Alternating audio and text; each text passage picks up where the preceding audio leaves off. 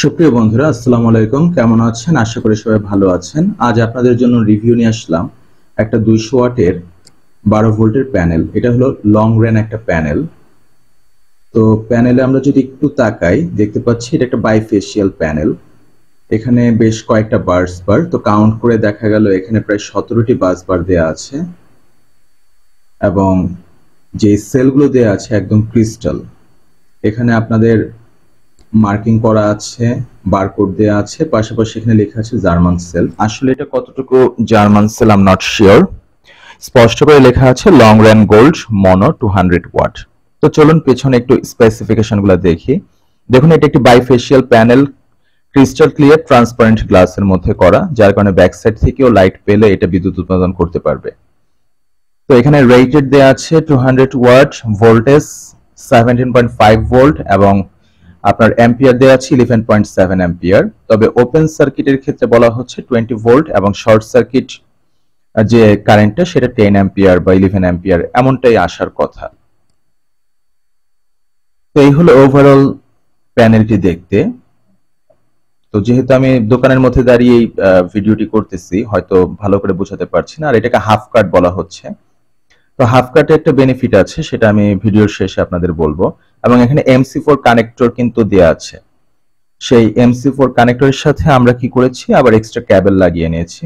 তো পরীক্ষা করার জন্য আমি এখন বিকেল 3টা বাজে, তো রোদের তীব্রতাও কমে এসেছে। এখানে প্রায় 25 ফিটের মতো তার আছে। যেহেতু এটা একজনকে দেয়া হবে, তাই আমরা রেডি করে নিয়েছি।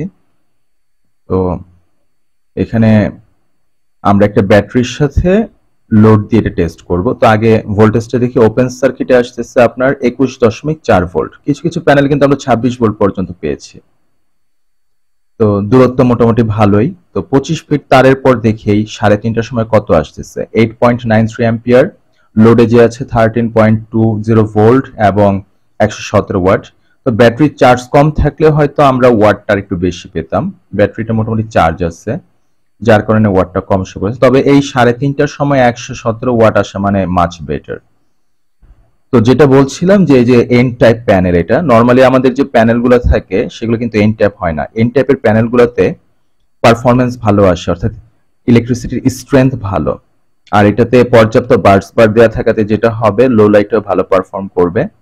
আর মাঝখানে যে ডিভাইডারটা দেওয়া আছে, দুটো অংশে বিভক্ত করা আছে এটাকে, অর্থাৎ হাফ কাট করা হয়েছে। হাফ কাট করা থাকলে যে সুবিধাটা, সেটা হলো যে ধরুন নিচের অংশে ছায়া পড়লো, তো অনেক সময় ছায়া পড়লে পুরো প্যানেলের পাওয়ার ড্রপ করে, 10 অ্যাম্পিয়ারের জায়গায় 2 অ্যাম্পিয়ার 3 অ্যাম্পিয়ারের বেশি আসে না।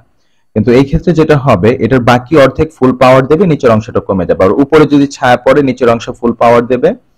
আর ব্যাক সাইডে যে অংশটা আমরা দেখেছি যে মানে বাইফেসিয়াল যেটা, এটা যদি আমাদের ছাদের উপরে বা টিনের চালের উপরে 1 ফিট দূরত্বে বা 2 ফিট উঁচুতে লাগানো যায়, তাহলে চাল থেকে যে রিফ্লেকশনটা আলোর পড়বে পেছনের দিকে, সেটা থেকেও কিন্তু কিছুটা এক্সট্রা পাওয়ার আমরা পেতে পারি।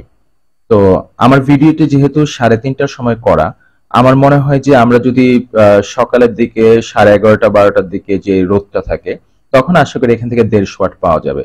তো 200 ওয়াটের প্যানেল থেকে 150 ওয়াট এটা একেবারে খারাপ না, যথেষ্ট ভালো।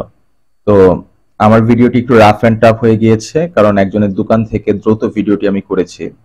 আর কাস্টমার আসতেছিল, তাকে নাকি সে দিয়ে দেবে। তো দেখতেই পেলেন লং রেন গোল্ড 200 ওয়াট 12 ভোল্টের একটা প্যানেল। ধন্যবাদ সবাইকে। আসসালামু আলাইকুম।